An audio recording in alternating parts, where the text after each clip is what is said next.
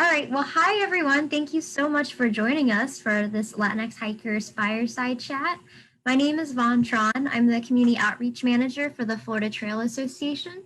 If some of you folks from the AT are not familiar with the Florida Trail, we are a national scenic trail, and it is a 1,500-mile trail that spans through the state of Florida, down from the Everglades through the tip of the Panhandle.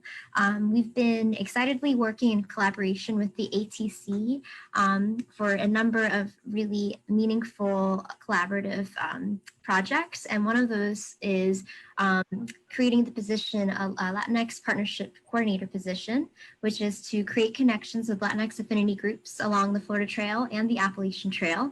And so that Latinx Partnership Coordinator is Luz Lituma, who I am now introducing, and I will pass the mic to. Hi, everyone. My name is Luz Lituma. I am the Latinx Partnership Coordinator. I've been with the ATC for about 2 years now and been able to work on such cool projects. Last year, we hosted the Latinx Appalachian Trail Crew, where we went out to North Georgia and we rerouted a portion of the Appalachian Trail. This year's been a little bit different. We've had to handle things differently and do a lot of virtual things. I hosted a virtual hike a couple of months back, and then since it is Latinx Heritage Month, we're also working on a cool cooking series. I don't know if many of y'all have seen it. We've been posting on our social media on the Florida Trail and the Appalachian Trail, some really cool videos. If you're hungry, stay away from there before you look, because they're delicious. A big part of our culture is eating, I think, eating delicious food. So we thought we would share that with y'all. I'm also the co-founder of LatinX Hikers, which the other co-founder is on the panel as well, Adriana, and she will be touching on that a little bit more. But yeah, I just want to thank you all so much for tuning in and giving us a chance to tell y'all our stories. So right now, I'll pass the microphone over to Angie. Angie, can you introduce yourself, please? Hi, I'm Angie, and I am the founder of Girls Who Hike Florida. So we have a all-women's hiking group that has about 2,500 members throughout the state of Florida, and we just go out and do adventures, things like that. I also teach, well, I was teaching at REI, but I teach at other events with the Florida State Park System, with the Girl Scouts, different things like that. Currently, I am living in my van, as you guys can see, and I've been traveling the US for a little bit. And yeah, that's about it. Awesome. Yeah, you look so cozy in your van. Yeah, awesome. I live in the bed. I never want to leave it, but you know, got to get out of bed every day. Can you tell us your van's name? Of course. My van's name is Peter Parker, Spider-Man, after my pit bull that passed away in 2017. So this is like the spirit van. So it's honorary just like he is, but very strong, and it's been taking really good care of me just like he did. I love that. I love that. Thank you for introducing yourself. Next, we have Alexandra Garcia. Can you please introduce yourself? Hey everyone, I am Alexandra Garcia. I have a slightly different story to the rest of the ladies, but I am an engineer. I work in innovation and sustainability at a large US utility. I live outside of Charlottesville, Virginia, and I moved here in 2015 straight from Puerto Rico. So I did my undergraduate degree in Puerto Rico, and I moved out here for the job. And ever since moving out here, I just gravitated towards hiking. And more recently, in the past 2.5 years, it's grown into like more intense long distance hikes, single day solo attempts. I have a lot of work that I do in the D&I space at work. But this year I've let my passion for diversity and inclusion to spill into the outdoors, which is where I think I truly thrive. So very excited to be here. Awesome. Alex, you recently did something really cool on the Appalachian Trail. Can you tell us a little bit about that? Yeah. So this year, as I said, I really wanted to expand on the work I do in the D&I space to include the outdoors. And I did a single, well, it wasn't a single day. It was a multi-day solo attempt of the section of the AT that crosses Shenandoah National Park. It is a 108-mile section that gains about 23,000 feet if you do it north to south, which is what I did. And the challenge was to do it in under 60 hours. So 2.5 days, including rest stops. I'm not an ultra runner, so that for me was a big deal. And I was able to do it with 30 minutes to spare. And that was all done to raise funds for the Cairn Project, which is a nonprofit organization that works to support women and girls, but especially for this specific outreach was for BIPOC women and girls in the outdoors. That's amazing. Props to you. 100 miles in 60 hours. That's pretty intense. That's hardcore. So next we have the other half of Latinx Hikers, Adriana Garcia. Founder of Latinx Hikers. I currently live in Atlanta, Georgia. I moved here about 10 years ago from Tennessee. So I've just been living here and hanging out with my partner and my 2 cats. They might actually make an appearance while we're on here. They like to be popular. So, but yeah, I mean, Luz and I started Latinx Hikers back in August of 2017. It's been quite a journey, I will say. I'm not going to go into all the details on it just yet, but I will just say that it's been really kind of a blessing, and we've created an amazing community over the past 3 years. And it definitely, if it wasn't for everybody else, we wouldn't be in this position right now to be giving this panel. So yeah. So Adriana, I have a question for you. I know how I feel about it, but I know with the pandemic, we haven't really been able to host anything other than virtually. How has that been affecting you?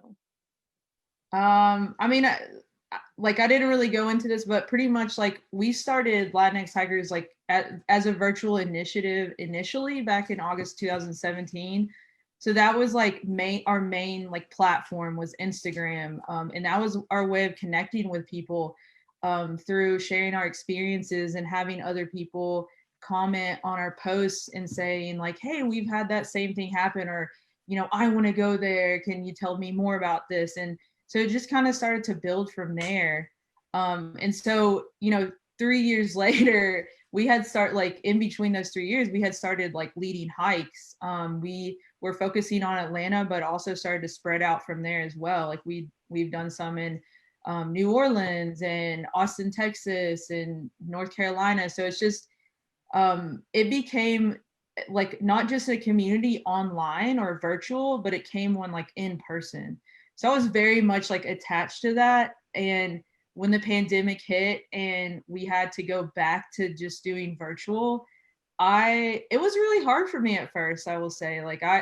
I think I shut down, and instead of going the opposite way where I wanted to connect with everybody and create virtual events, we all know we're kind of tired of those.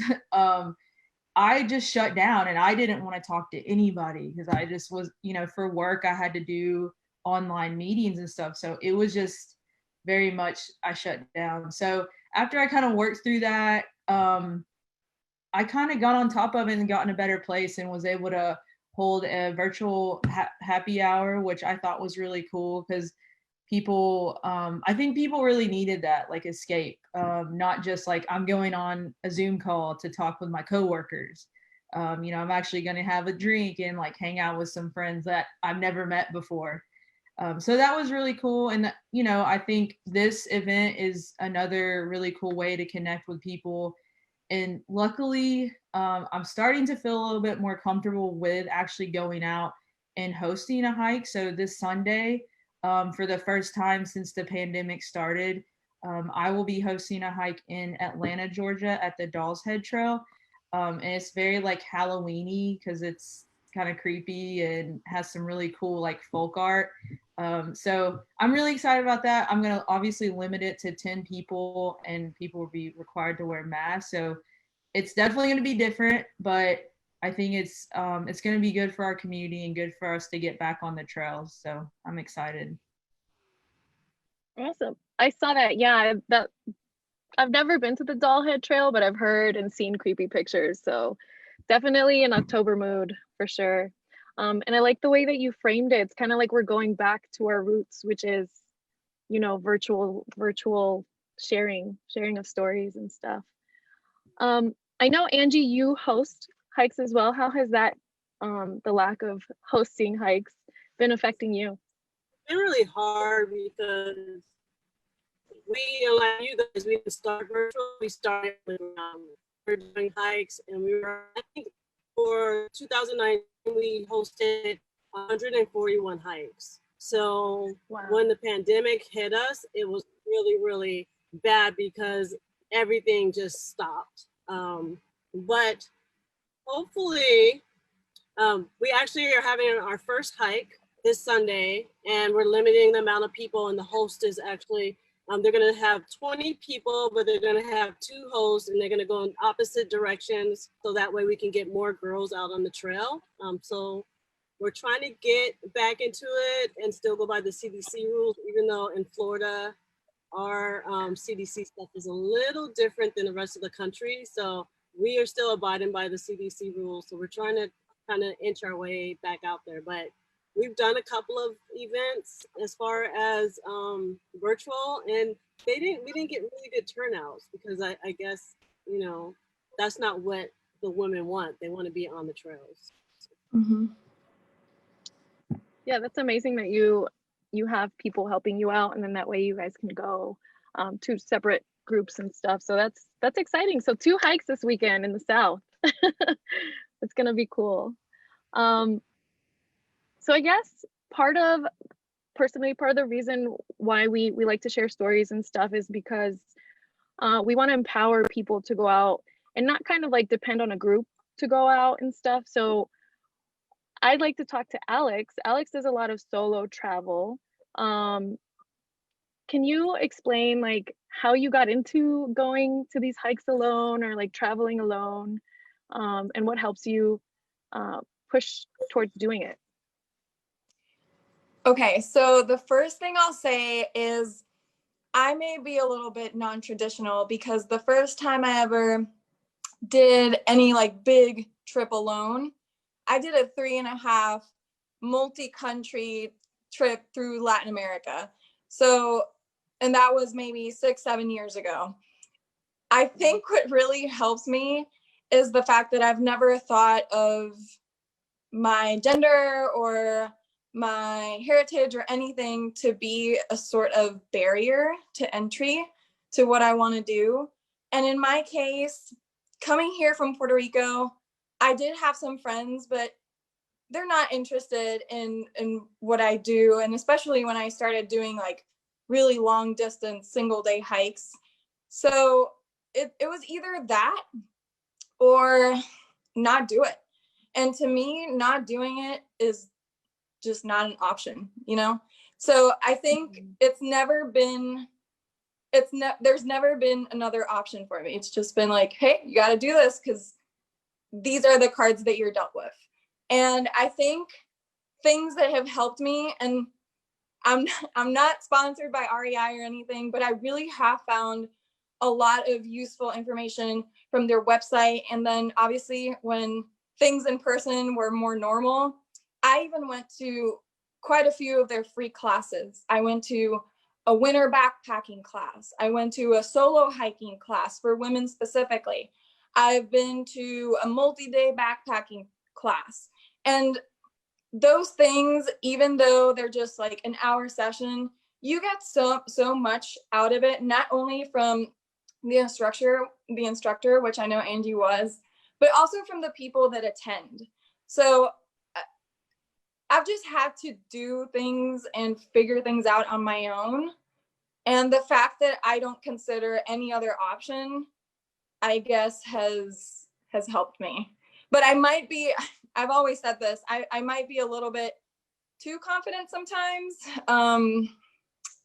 But I also do a fair amount of planning and am very strategic with how I attempt whatever it is I want to do. So I guess there's that balance. Yeah, there's an important amount of research and getting ready for whatever you're gonna do outdoors that needs to go in. That people need to tackle first, right? So my question to all three of you right now is, when did you start hiking? So Alex, I guess we'll continue with you.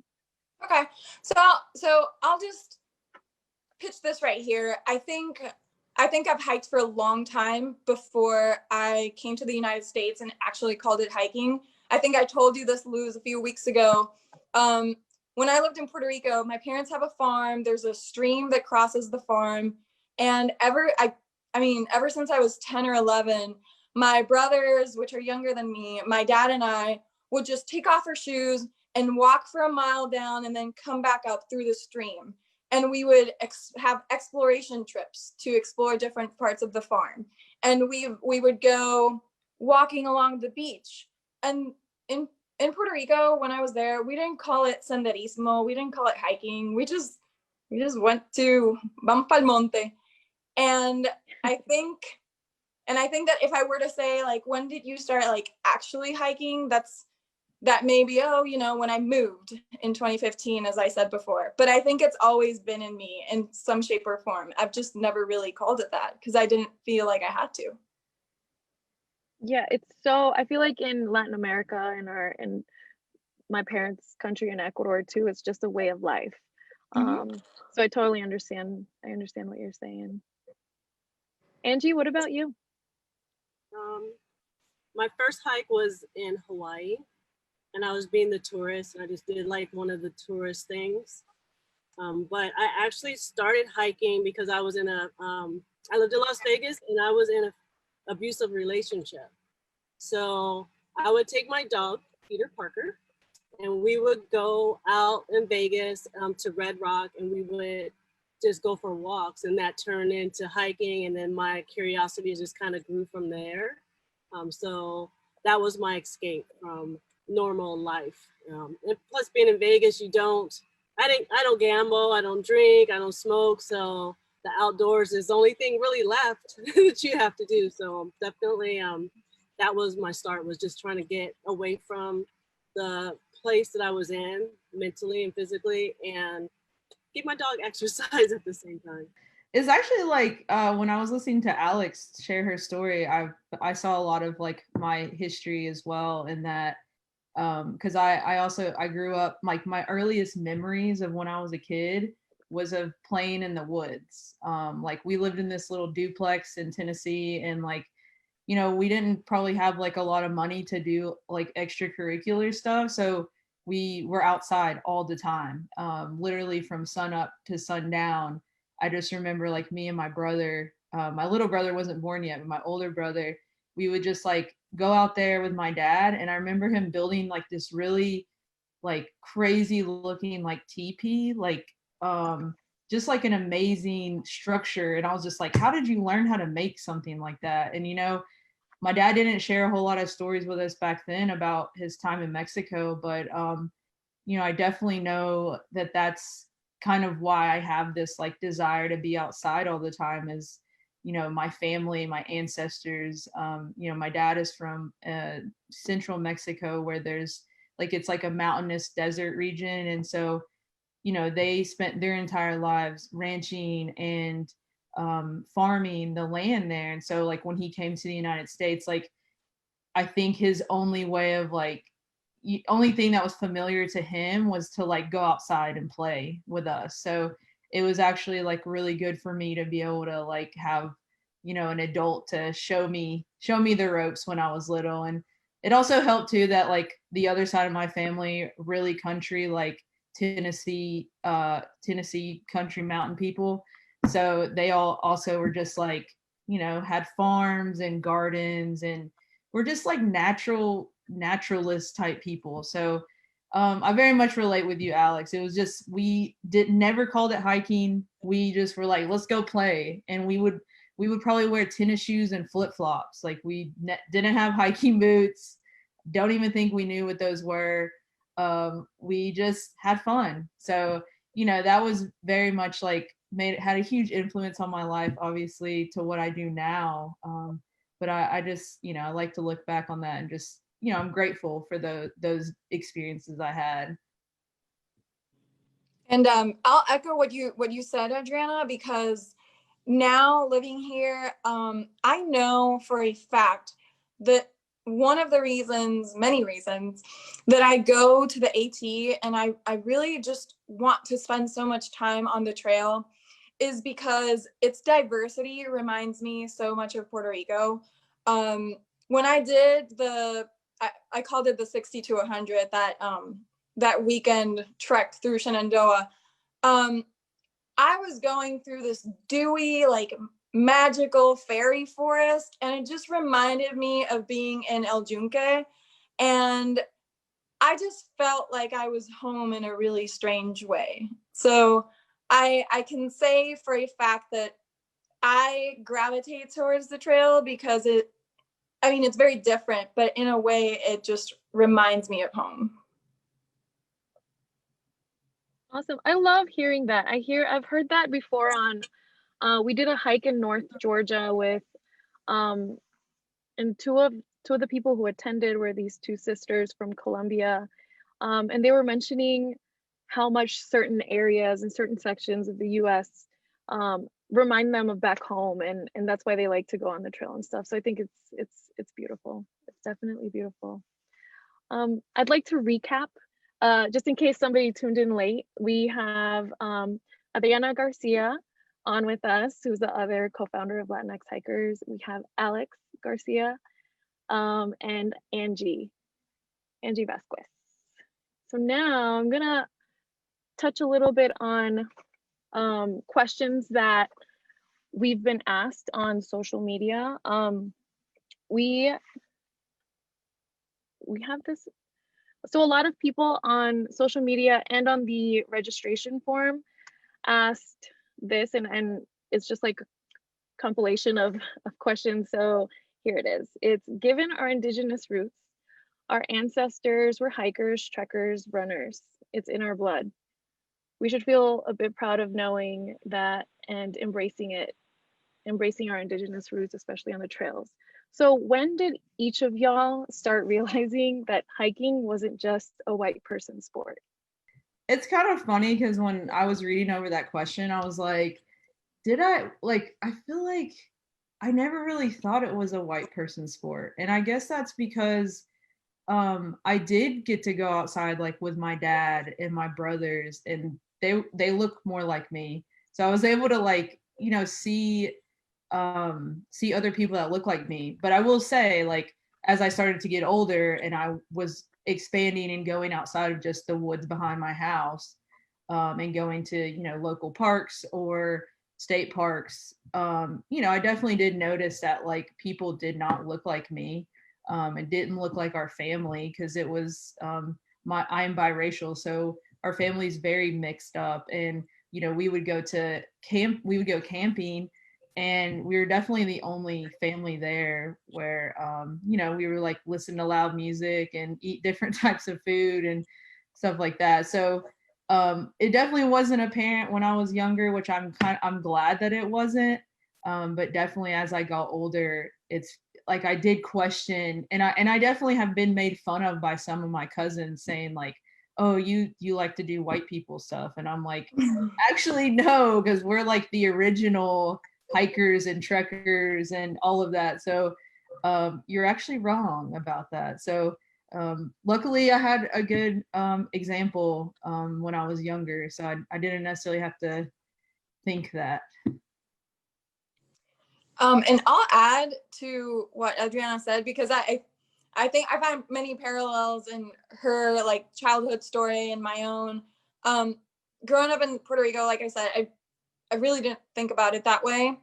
How I started realizing, not necessarily that hiking is not a white only sport, but that generationally, hiking and a love for the outdoors is mostly passed on by white families, was at work, actually, because I love to talk about what I do outside of work at work, and I would bring up my my hiking adventures or where I was going to in the weekend, and really the only people that reacted to that by saying, oh, I love to do that, or I take my kids on a camping trip every year, the only people that reacted favorably to that were Caucasians, were white people. And I started putting two and two together because I had very close Latino friends, Black friends, and they just didn't share the same drive. And that's when I started realizing that it's not necessarily about a sport, but the love that you get for the outdoors has been mostly passed on by white families. And that speaks not only, it's a intellectual and love wealth gap there. I definitely agree with you, because even with me, I never thought of it as being just for white people until as I got older, and I go on the trails now and I get looks like, you don't belong here, or what are you doing here? Even when I teach at REI, I get a lot of people, adversity, and from white men who don't feel that I belong there in front of the class teaching about hiking. So, but even my family, they're like, Black people don't hike, Black people don't camp, Black people don't. I'm like, well, I do all of that. And I'm, I consider myself to be both Latin and African American. So I never really got that. But as I travel the States, recently I went to Yellowstone and I went hiking, and I was really discouraged because I only saw one other I saw a Black family there. And besides myself, they were the only people of color that I saw for the entire day that I was in Yellowstone, which is kind of sad. So there's just a certain way that I guess social media or like just propaganda period depicts the outdoors, and it's usually like what we used to see was like mainly skinny and white people. So the fact that like we like didn't think it was a person of color thing is because of how the media depicted it, I think. I know I think back at it and I think about my mom and how I call her one of the original trail runners, because she used to like walk and run to work, which was like 8 miles away in the jungles of Ecuador. So yeah, thank you guys for answering that question. So Adriana, I have a question for you. What role should the outdoor retailers play in creating an environment for Latinx people interested in the outdoors? I'm definitely no expert on this, I will say, but I don't own a business. I don't own a retail business, but I guess just from my own experience, I have been working at an outdoor retailer for the past 2 years. And so I've kind of seen, the good and the bad, and things that they could definitely do to make things more like welcoming and inclusive. And I guess the first thing that comes to my mind, and I guess I think about this because I love music so much, but is I think like when you walk into a store and you want to make something welcoming, like the music has to reflect the people that go there. And so I notice a lot of times like there's a lot of like country music or like string bands and things like that being played like at this place that I work at. And I'm kind of like, well, I don't know if you're going to get very many folks, outside of the folks that like that music that want to come in here and that feel comfortable and safe. I know that's a really small, like petty thing, But to me, that is huge. Because then people come in and they hear that and they're like, okay, I feel welcome here. Like a lot of people, in a lot of cultures, like music is very important to them, just like in Latinx culture. So I think that, is a huge thing, as well as like creating like signage in different languages. I remember Luz and I had an experience, which I will disclose, I do not speak Spanish. I didn't grow up speaking Spanish. But one time we went to like a garage sale at REI, and I think she like noticed that one of the signs had been changed like to Spanish, or it had like, in addition to English, it had Spanish. And I remember she got like so excited about it. And, it's just something I guess I didn't notice as much because I don't speak Spanish. But that I realized after that, like, that makes it more comfortable for people coming in there that are Spanish speakers, that, they don't have to go and ask somebody a question on, where the restroom is, because a lot of times they already don't feel comfortable being there. So that, I think that's another big thing. But also I think there's lots of outdoor retailers right now that are doing a really good job at, marketing to new people, underrepresented folks just like us. I think, they're trying to change the narrative as well by having their catalogs feature people of color, LGBTQ. Like, I think it's changing what's happening like inside of their stores. So I definitely think the marketing thing is huge. And I've even gotten to be a part of that. Luz and I both have, like, being a part of that change for a major outdoor retailer. So it's happening. It's just happening slow. But I think they, making it more accessible, making prices more accessible, which I feel like some people are doing a better job at, like having rental gear or used gear is always like really like more accessible for people. So they really are in a lot of ways kind of like gatekeepers when it comes to the outdoors. So, a lot of people are going to go into their stores before they go outside. So that kind of sets the tone before they go outside. And if they go in there and the prices are, outrageous, they're going to be like, well, I don't belong outside. Or all these people in here look like expert climbers. Like, I don't belong outside. So I think it's just changing how, if things are accessible or not. But like I said, I am no expert on that. I've just been in the game for a little while. Yeah, I love your perspective. I love that. Yeah. I'll add, Luz, I think I'm one that, as I said, I work in innovation and sustainability. I work for a big corporation. So I like to think in terms of business value. And honestly, right now, those outdoor retailers have the responsibility, not only for us, but also for themselves, to include us in the conversation. I think I've been reading a lot of facts because I create this Hispanic Heritage Month newsletter at work. And I think the facts are that Spanish is the #2 language in the world, above English and way below Chinese. And if the United States were a country, or yes, it is a country, but if we were talking about Hispanics by population, the United States would be the 5th largest country of Hispanics in the world. So we have a lot of power in our numbers, and we are starting to have a lot of buying power as well.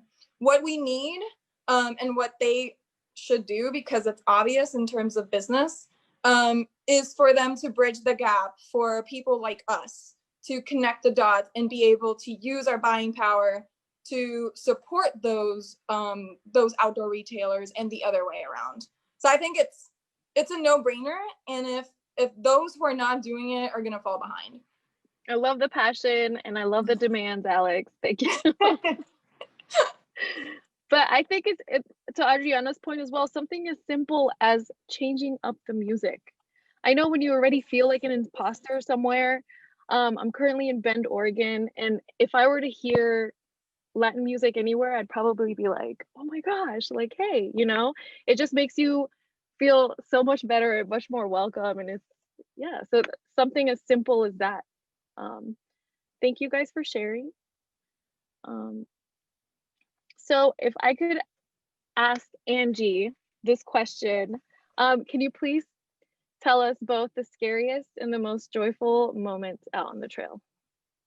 So let's see, the scariest moment on the trail would be running out of water in July in Florida and getting turned around on the trail. So guys, when you're on the trail, make sure that you know your blazes and you follow your blazes, because I was hiking by myself, and after a larger hike with a group, I saw a thing. It was like, oh, 1.1 mile in and out. I'm like, oh yeah. I get on there and the blazes were yellow and white. Go in the mile to the place and I come back in and the blazes turned completely white. There was no yellow.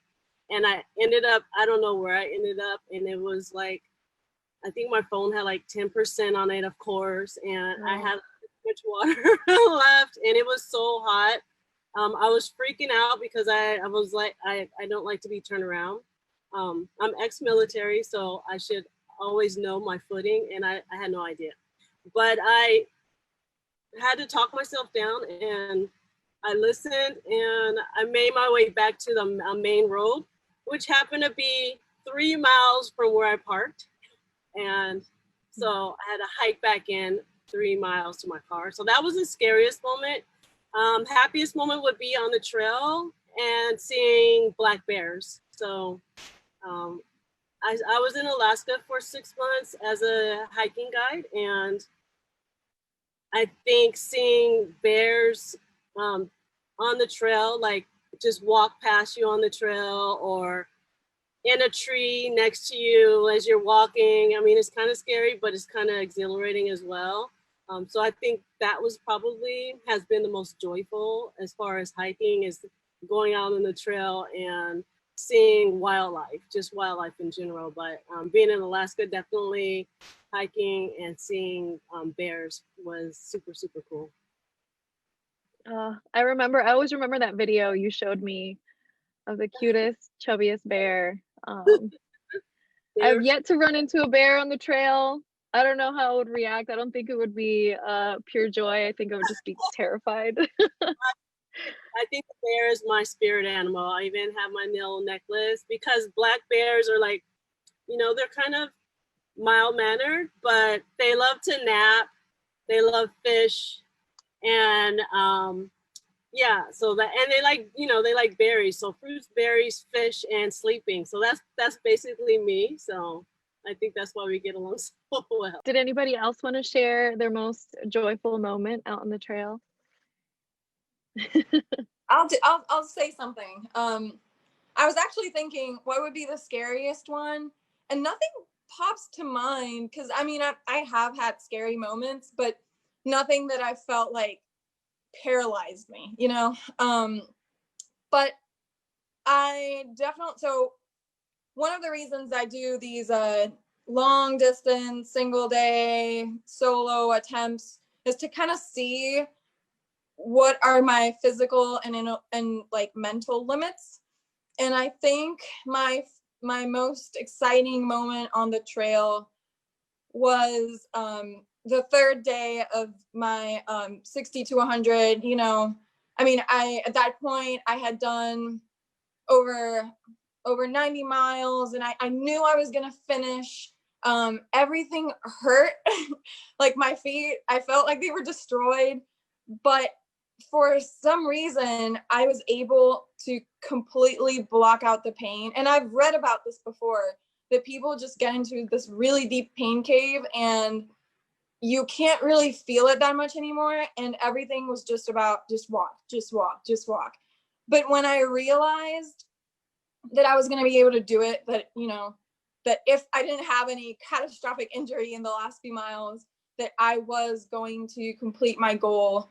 Like that feeling of I did it, even though I wasn't done at that point, but that feeling of knowing that I could do something really hard and push myself and get over my mental insecurities and all these what ifs in my mind was the most exciting thing. And that high has stayed with me for a long time, because once you do something really hard, and really hard in your own terms, it doesn't have to be like comparing to me or comparing to Adriana or Luz, it's just you when you do something really hard,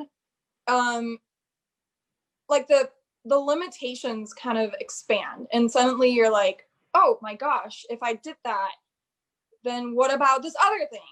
And you can see how you can progress. And to me, that's what I chase. And that's what I love about one of the many things I love about the trail. I can't imagine how blistery your feet were after all of that. Yes, they were in very bad shape. Yeah, I recently, I guess I'll share a little scary story that I had out on the trail.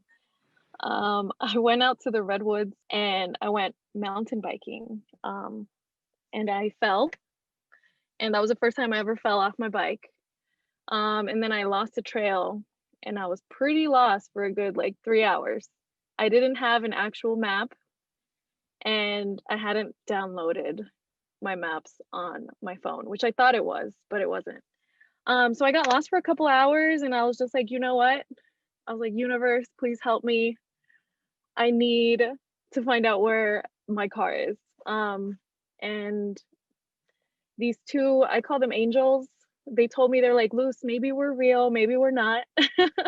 But they had a map on, like a spare map on them, and they gave me some tangerines, and they were like, you know what?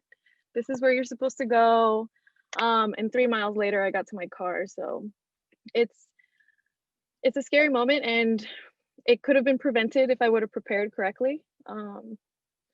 So that segues into my next question for y'all. If y'all could provide a tip to anybody who's new to hiking or interested in it, what tip would you give them, the most important one? One of the most important things, I think, is research.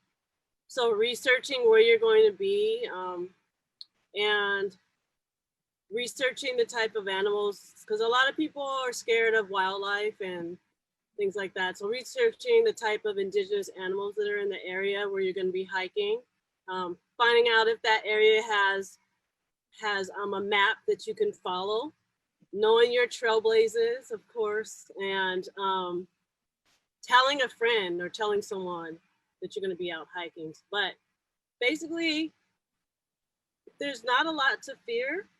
You just got to do it, you know? You just got to do it. You can start small. It can be baby steps. It could be a half a mile at first. You know, you don't have to do 60 miles. You don't have to do 100 miles. You know, you can start off small if that's what you need. So I'd say push yourself to your limit, but don't push yourself so far that you don't want to go back on the trail, because the trail is a beautiful place. Yeah, I'll ride on what Angie just said, because I know myself really well. Like, I know exactly the type of pace I go in different terrain and at different elevation gain profiles. But those are things that I learned through small steps. So I was actually going to say the same thing that Angie said. One of the core principles of Leave No Traces, plan ahead and prepare, and that includes looking up what the trail looks like. And if the trail is 4 miles and has a 1,500 foot elevation gain profile, and you've never been hiking before, then maybe that's something that you want to leave for a little later. It's fine to start really small, to do a 1 mile out and back, to just see how you react to the trail, to different trail conditions, to different terrain, with the gear that you have, and slowly build up on that. There's no reason for you to say, okay, I'm going to go on my first hike. Let me go get this $150 backpack, this $200 boots. You don't need any of that. You can start with what you have, but starting small and gauging how you feel, how you react, and even how you feel afterwards. You can be really sore for 3 days and you can say, okay, maybe I pushed a little bit too hard. But always know where you're going and bring the essentials. I've seen so many people that just go without water, and I'm like, oh, what if you get lost and you don't even have just a little bit of water on you? So be mindful of what you're going to do, plan ahead and prepare, and don't be afraid to not run 100 miles in your first go. You know, go really small and build up, and that builds up your confidence as well. So nothing else really. Hiking is an all-person sport, you know? I kind of want to go off what Alex just said. I mean, I think you said it, both said it perfectly. By like starting off small, like starting with baby steps, like even here in Atlanta, we have a bunch of awesome nature preserves, and they're right here in the city.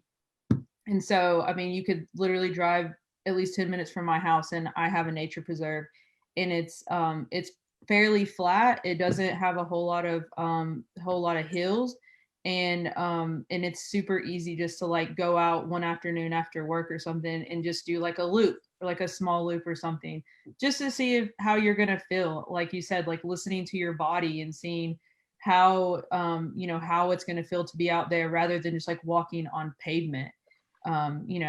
I think another thing too is like, I always do this for myself, because I'm a scaredy cat, but I always keep a knife on me. I always keep like either like a small like pocket knife, or sometimes I have my big buck knife, which I haven't had to use at all to like get anybody off of me or anything, but like I at least like it kind of calms my nerves a little bit, so I feel empowered like when I'm on the trail. So haven't had any weird circumstances, thank goodness, but definitely start small. And also just remember, like when you're out there, like the only person that's judging you is yourself, and you don't have to like climb the highest mountains or like do the most the first time. Just do whatever is like comfortable for you and listen to your body. Yeah, I agree. There are trails. I know I used to live in Suwannee, Georgia, where we'd have the Greenway Trail in the backyard, and people were always there. So it didn't really feel like you're hiking alone. I like to tell people to go to places where you're not going to be alone. And a lot of those trails are like East Palisades in Atlanta or Arabia Mountain. They're all usually populated with people, and it's not scary. So yeah, what everybody said. I mean, start off small, right? Let's see. So I guess we are almost out of time. So right now, I'd like to ask each one of y'all, what do you see as the greatest challenge in hiking, and what is your greatest success that you've had while you've been out there? Adriana, did you want to continue, or did you want to think about it? I'll go first. Mine is not really necessarily super like hiking related. For me, I will be transparent. I am not about the mileage. I'm not about the climbing the highest mountains or doing the craziest through hike or anything like that. I am very basic when it comes to hiking.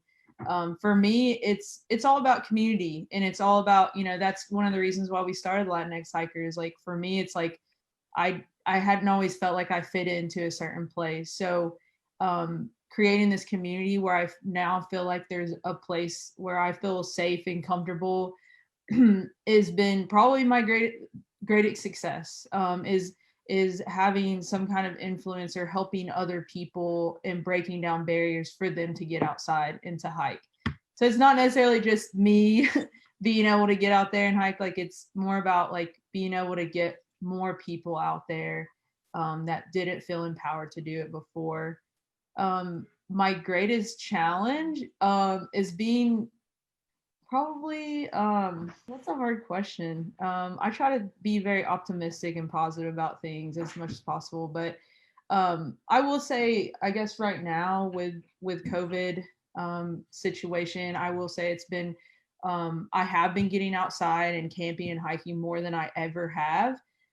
So I think my greatest challenges right now is like finding a job where I can actually like enjoy both and having a good like work-life balance, and not just having to work all the time, or just just having fun all the time, because I could definitely just have fun all the time. So that's probably my current challenge in life right now. Adriana, it might be our last names, but I think we're twins. Because I was gonna say that for me personally, the biggest challenge is managing a full-time job, a technically intense full-time job, and a job that is very different to what I love to do when I'm outside, and then when I write about my experiences outside. So that is definitely my greatest challenge. I think the challenge for the Latinx community in the outdoors is the same as the opportunity, is the amount of support that we give each other. And I say that it's a dichotomy because we can be our worst enemies if we start going out, but we don't help others go out, or we don't answer others' questions when we get them, then we're just pushing people down, especially our own people. And I think that we should be very adamant about helping those people get their questions answered so that we can all do what we want to, which is enjoy the outdoors. And the reason I say that is so important, and this is something that came to me when I was doing my AT hike, was that advocacy for anything only happens when you really love something. You can't advocate for something that you really don't care about. And for true advocacy to work, and for that true love to happen, you really need to spend time with that person or thing or purpose. So when we talk about conserving the outdoors, when we talk about climate change, when we talk about all these things, you really don't feel it and you don't believe it and you don't advocate for it until you spend time in the outdoors. And that's why we need more people like us out there, because we need advocates. The earth and our natural systems need advocacy, and they need advocacy not only from white people, they need advocacy from everyone. So we should be doing, and I say it's a great opportunity because I think we have been doing good. We just can't let our guard down, and we can't think that if we reach some level of success in the outdoors, whatever that means, we can't let that escape our minds. We need to be bringing people up with us, and not just pushing them down. So both a challenge and an opportunity, but that's related to the Latinx community in the outdoors. I agree with you. Definitely bringing other people in and teaching and learning from them, because it's not just about us. It's about them teaching us as well. And that's one of the things when I first started Girls Who Hike Florida, I knew nothing about Florida hiking. And I learned it from the community. And then once I learned it from the community, I started to teach it to the community, to be able to bring more people in so that more people can learn and understand. And it's about building the community. So I definitely agree with that. I think the success is once we are out there and we're on the trails and we're representing each other, and we're showing each other the love that we need, we can work on the environment together.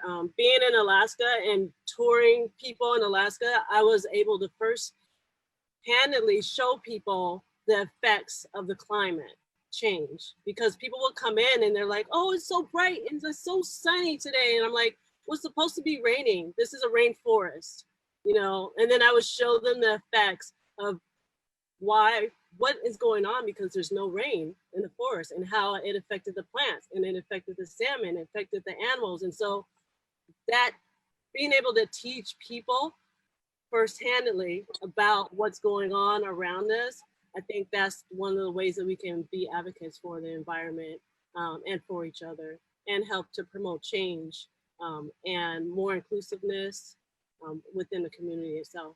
That was beautiful answers. Thank you guys so much.